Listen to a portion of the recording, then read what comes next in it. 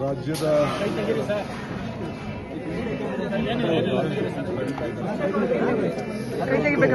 Logo ಬೀಳುತ್ತೆ ಬಿಡಲ್ಲ ಬಿಡಿ. ಇವತ್ತು ರಾಜ್ಯದ ಮುಖ್ಯಮಂತ್ರಿಯಾಗಿ ನಾಡಿನ ದೇವತೆ, ಈ ನಾಡಿಗೆ ದುಃಖವನ್ನು ದೂರ ಮಾಡುವಂಥ ದೇವಿ ದುರ್ಗಾದೇವಿಯ ಚಾಮುಂಡಿ ತಾಯಿಯನ್ನು ದರ್ಶನ ಮಾಡಲಿಕ್ಕೆ ಬಂದಿದ್ದೇನೆ.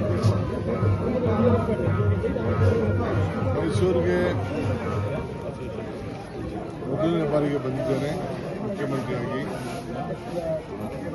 ನಾನು ಹಿಂದೆ ಇದೇ ಸ್ಥಳದಲ್ಲಿ ಒಂದು ಮಾತು ಹೇಳಿದ್ದೆ, ನನ್ನ ಪ್ರಯತ್ನ ವಿಫಲ ಆದರೂ ಪ್ರಾರ್ಥನೆ ವಿಫಲ ಆಗಲ್ಲ.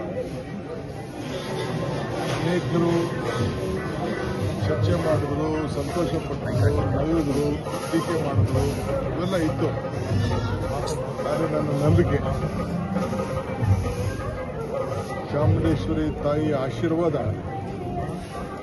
ಈ ರಾಜ್ಯದ ಜನತೆಗೆ ಸಂಪೂರ್ಣವಾಗಿ ಅವಶ್ಯಕತೆ ಇದೆ. ನಾನು ನಂಬಿರುವಂಥ ನನ್ನ ಅಜ್ಜ ಯಾವಾಗಲೂ ನನಗೆ ಮಾರ್ಗದರ್ಶನ ಕೂಡ ಈ ರಾಜ್ಯ ಯಾವ ರೀತಿ ಸುಭಿಕ್ಷವಾಗಿರಬೇಕು ಅಂತ ನಮ್ಮ ಮಾರ್ಗದರ್ಶನ. ಧರ್ಮ ಕಾಪಾಡಬೇಕಾದ್ದು ನಮ್ಮೆಲ್ಲರ ಕರ್ತವ್ಯ. ಯಾವುದೇ ಧರ್ಮ ಇರಲಿ, ಅವರವರ ನಂಬಿಕೆ, ಅವರ ಆಚಾರ, ಅವರ ವಿಚಾರ. ನಾಡಿನಲ್ಲಿ ಒಂದು ಸರ್ಕಾರ ಎಲ್ಲ ಧರ್ಮಗಳು ಕೂಡ ಸಮಾನತೆಯಿಂದ ನೋಡಬೇಕಾದ್ದು ನಮ್ಮೆಲ್ಲರ ಜವಾಬ್ದಾರಿ. ಆ ನಿಟ್ಟಿನಲ್ಲಿ ಎಲ್ಲರೂ ಕೂಡ ಸಮಾನತೆಯಿಂದ, ಕುವೆಂಪುರವರು ಹೇಳಿದಂಗೆ ಈ ರಾಜ್ಯದಲ್ಲಿ ಯಾವಾಗಲೂ ಕೂಡ ಶಾಂತಿಯ ತೋಟ ನೆಲೆಸಬೇಕು ಅನ್ನೋದು ನಮ್ಮ ಮೊದಲನೆಯ ಕರ್ತವ್ಯ. ಇವತ್ತು ನಾನು ಬಂದು ನನ್ನ ತಾಯಿಗೆ, ಚಾಮುಂಡೇಶ್ವರಿಗೆ, ಈ ರಾಜ್ಯ ಯಾವಾಗಲೂ ಕೂಡ ಸುಭಿಕ್ಷವಾಗಿರಲಿ, ಮಳೆ, ರೈತರ ಬದುಕು, ವರ್ತಕರ ವ್ಯಾಪಾರ, ಪುಟಾಣಿ ಮಕ್ಕಳ ವಿದ್ಯಾಭ್ಯಾಸ ಮತ್ತು ಎಲ್ಲರೂ ಕೂಡ ಸಮಾಜ ಸೇವೆ ಮಾಡುವಂಥ ಎಲ್ಲ ಹಿರಿಯ ನಾಯಕರುಗಳಿಗೆ ಒಳ್ಳೆ ರಾಜ್ಯಕ್ಕೆ ಸೇವೆ ಮಾಡುವಂಥ ಶಕ್ತಿ, ತಾಳ್ಮೆ ಯಾವಾಗಲೂ ಕೂಡ ಸಿಗಲಿ ಅಂತ ಪ್ರಾರ್ಥಿಸಿ ಈ ರಾಜ್ಯದಲ್ಲಿ ಒಂದು ಉತ್ತಮವಾದಂಥ ಆಡಳಿತವನ್ನು ಕೊಡಬೇಕು, ಸಾಕ್ಷಿಗುಡ್ಡೆಯಲ್ಲಿ ಹೋಗಬೇಕು ಅನ್ನೋದು ನನ್ನ ಧ್ಯೇಯ. ಎಲ್ಲರೂ ಕೂಡ ಸಮಾನತೆಯಿಂದ ತೆಗೆದುಕೊಂಡು ಹೋಗಬೇಕಾದ್ದು ನನ್ನ ಧರ್ಮ.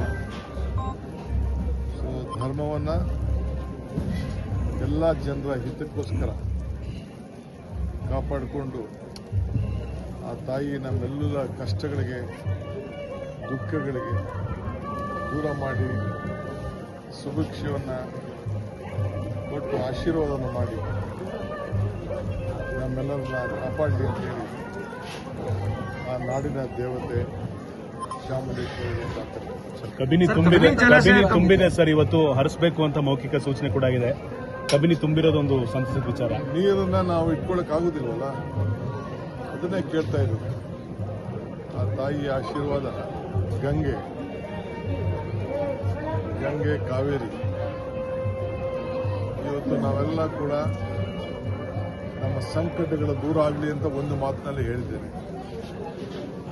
ಸೊ ಕಾವೇರಿನ ನಂಬಿಕೊಂಡಿರುವಂಥ ಎಲ್ಲ ರೈತರಿಗೆ, ವರ್ತಕರಿಗೆ, ಇಂಡಸ್ಟ್ರೀಸ್ ಅವ್ರಿಗೆ, ತಮಿಳುನಾಡವ್ರಿಗೆ, ಪಾಂಡಿಚೇರಿಯವ್ರಿಗೆ, ಬೆಂಗಳೂರಿನವ್ರಿಗೆ, ಮಂಡ್ಯ, ಮೈಸೂರು, ಏನು ಉದ್ದಕ್ಕೂ ಇರುವಂಥ ಎಲ್ಲ ಏನು ಆ ತಾಯಿ ಚಾಮುಂಡೇಶ್ವರಿ ಅನುಗ್ರಹದಿಂದ ಈ ಕಾವೇರಿಯ ಸ್ವರೂಪಿ ಏನು ಹರಿದಾಡ್ತಾ ಇದ್ದಾಳೆ, ಪ್ರಾಣಿ ಪಕ್ಷಿಗಳಾದಿಯಾಗಿ ಎಲ್ಲರೂ ಕೂಡ ನೆಮ್ಮದಿಯಿಂದ ಬದುಕಬೇಕು.